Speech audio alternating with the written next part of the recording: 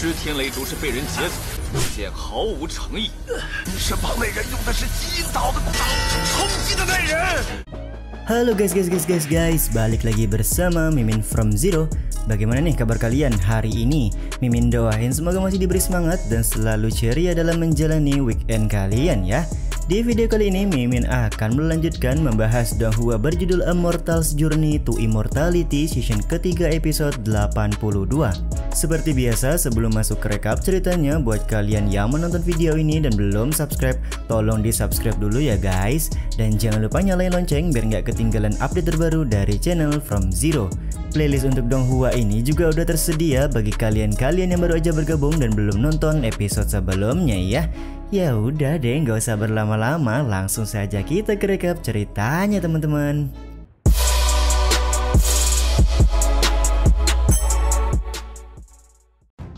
Setelah Pak Tua Sun dan juga Pak Tua Chihua memutuskan untuk melawan Pak Tua Jiyin, terlihat Pak Tua Jiyin mulai meminta agar semua orang untuk maju guna bisa melawannya.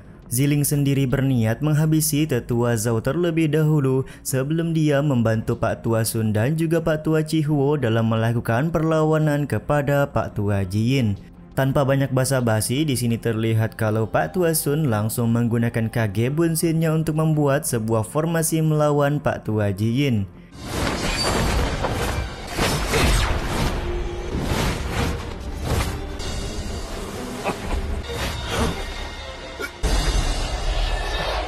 Di saat yang sama, para kultivator mulai bergabung dengan Ziling guna bisa mengepung serta membunuh Tetua Zhao.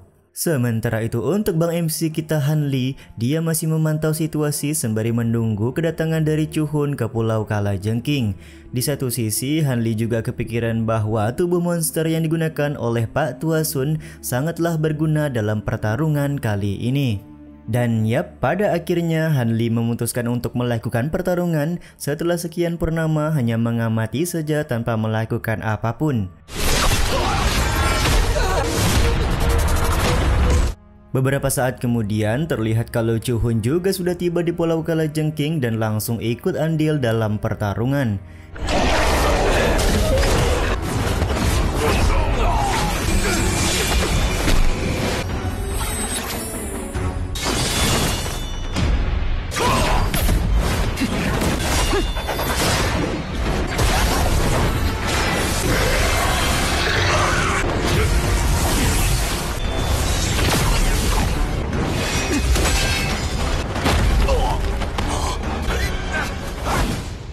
Di saat Han Li dan Chu Hun disibukkan melawan kultivator Pulau Jiyin, Tetua Zhao kelihatan masih berusaha untuk melarikan diri dari kepungan orang-orang sekte Miao Yin termasuk Ziling. Meskipun Tetua Zhao ini dalam keadaan terkepung, namun dia terlihat mampu untuk menyerang serta memojokkan Ziling. Dan cukup beruntung Chu Hun dan Han Li datang di saat yang tepat untuk menyelamatkan Ziling dari serangan Tetua Zhao. Karena Ziling sadar kalau Han Li sudah melakukan pergerakan, dia meminta bantuan agar kiranya Han Li mau membunuh Tetua Zhao karena bisa saja di masa depan Tetua Zhao akan menjadi ancaman terbesar bagi kedamaian di kota Tianxing. Mendengar semua perkataan Ziling, Han Li hanya terdiam, namun ya dalam hatinya dia juga sangat ingin membantu Ziling untuk membalaskan dendam sekte Miao Yin selama ini kepada Tetua Zhao. Jadi pada akhirnya dia bersama dengan Chu Hun terus-terusan memborbardir Tetua Zhao.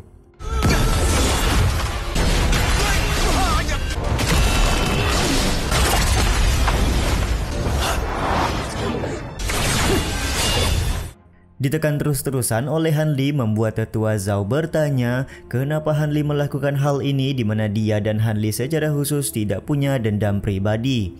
Han Li pun kemudian menjelaskan kalau Tetua Zhao sebenarnya sudah menipunya dengan janji palsu akan memberikan bambu spiritual yang keberadaannya juga belum diketahui sampai sekarang. Jadi karena hal itulah Han Li berusaha membantu Ziling untuk membalaskan dendam sekte Miao Yin kepada Tetua Zhao. 知天雷烛是被人劫走，显毫无诚意。身旁那人用的是基因岛的功能，冲击的那人。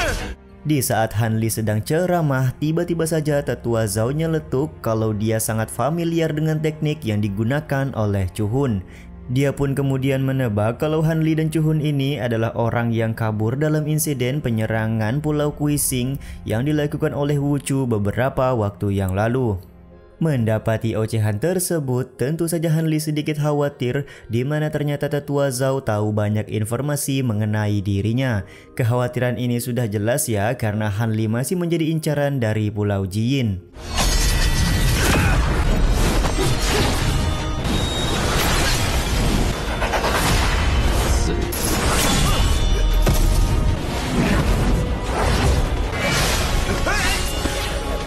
Karena di sini Han Li paham kalau tetua Zhao punya banyak teknik untuk menyelamatkan nyawanya, dia pun bekerja sama dengan Chu Hun untuk mengkombinasikan serangan kuat guna bisa membunuh tetua Zhao.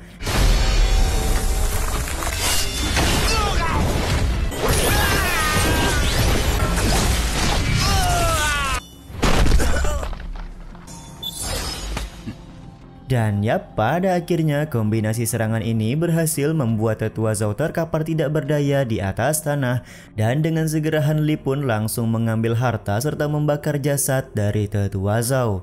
Siapa yang menyangka kalau Han Li mendapatkan pil Yinzu di dalam tubuh tetua Zhao, dan beruntungnya Chu Hun menggunakan teknik penghancur yang bisa menetralisir pil Yinzu tersebut, karena jika tidak tentu saja akan sangat merepotkan bagi mereka berdua. 幸亏是曲魂用玄阴诀解决的，不然还真麻烦。 Ziling pun kemudian menghampiri Han Li untuk berterima kasih karena dia sudah membalaskan dendam Sekte Miao Yin kepada tetua Zhao.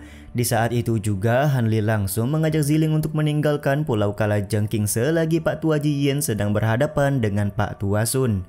Namun ya sepertinya Ziling lebih memilih untuk tetap tinggal guna bisa melawan Pak Tua Jiyin karena kesempatan ini jarang sekali terjadi. Lagi pula menurutnya Kage Bunshin dari Pak Tua Sun dan juga kekuatan dari Pak Tua Chihuo berpeluang cukup besar untuk bisa mengalahkan Pak Tua Jiyin. Di dalam hatinya, Han Li berkata kalau dia hari ini bisa membunuh Wu Chu yang menyerupai Pak Tua Jiyin, mungkin saja hidupnya tidak akan pernah terancam lagi oleh orang-orang dari Pulau Jiyin. Kembali ke pertarungan antara Pak Tua Sun dan juga Pak Tua Jiyin, terlihat formasi yang dibuat oleh beberapa Kage Bunshin Pak Tua Sun tidak bisa sepenuhnya menjebak Pak Tua Jiyin. Waduh, padahal sebelumnya formasi ini berhasil membuat Wu Chu berada di ambang kematian ya teman-teman.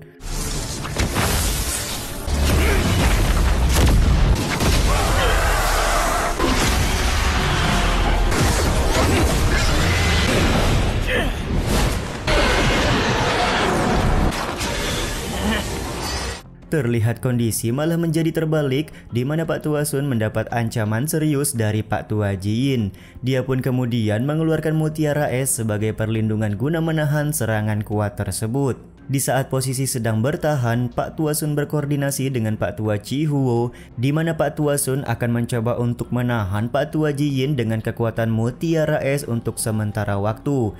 Di saat itu, dia meminta Pak Tua Chihuo untuk mengeluarkan panah iblis guna menyerang Pak Tua Jiyin dengan telak. Dan Pak Tua Sun pun langsung mengeluarkan teknik esnya untuk mencoba menahan serangan Pak Tua Jiyin.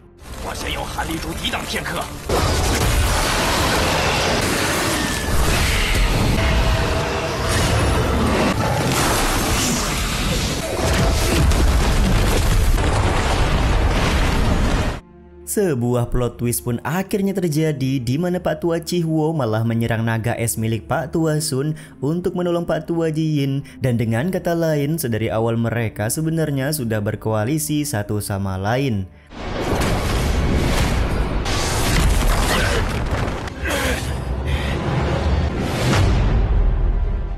Setelah naga es hancur di tangan Pak Tua Chihuo, Mutiara Es pun kemudian muncul dan langsung diambil oleh Pak Tua Jiyin. Sambil memakan Mutiara Es tersebut, Pak Tua Jiyin merasa kalau Pak Tua Sun selama ini belum mampu untuk mengendalikan Mutiara Es dengan baik. Mengetahui kalau Pak Tua Jiyin dan juga Pak Tua Chihuo sudah bekerja sama, Pak Tua Sun tanpa rasa gentar sedikit pun langsung mengeluarkan kedua senjatanya untuk melakukan pertarungan habis-habisan.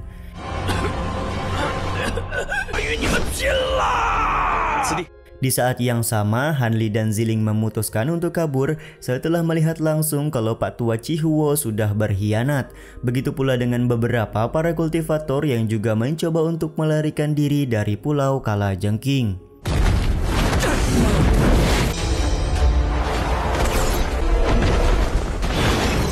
Dalam kondisi seperti ini, Ziling dan kedua saudaranya sedikit diuntungkan karena dia menggunakan sebuah jimat teleportasi untuk bisa kabur lebih cepat.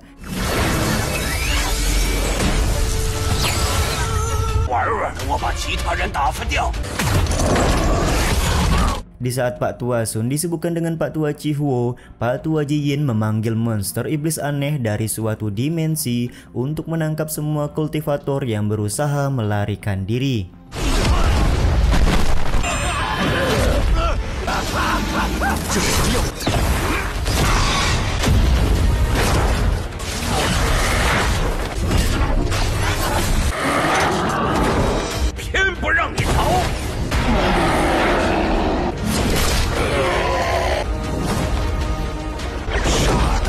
Tidak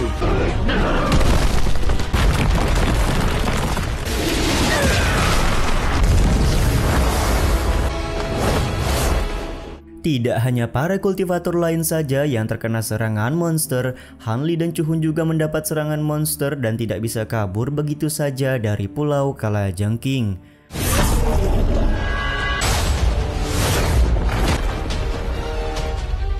Han Li sendiri merasa bingung monster seperti apakah yang ada di hadapannya karena wujudnya menyerupai manusia menggunakan sebuah armor, namun kekuatannya amat sangat mengerikan seperti monster.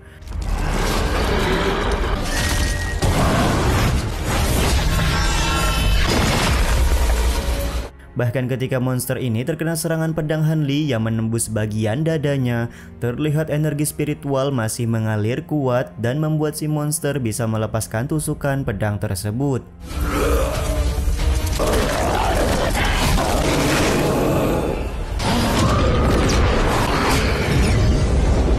Ketika Han Li mencoba untuk melarikan diri lagi, si monster menggunakan formasi teleportasi yang membuatnya berhasil menghalau Han Li dan Chuhun ketika mereka hendak kabur.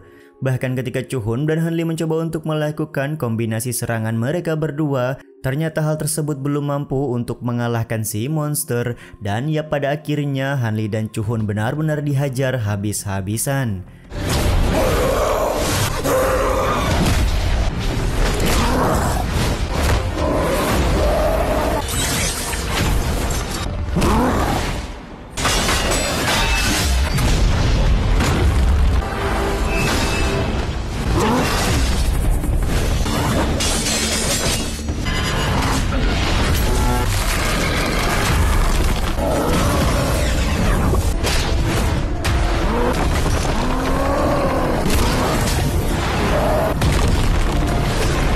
Terbantainya Han Li dan juga Chuhun ini juga sekaligus menutup episode 82 kali ini ya teman-teman.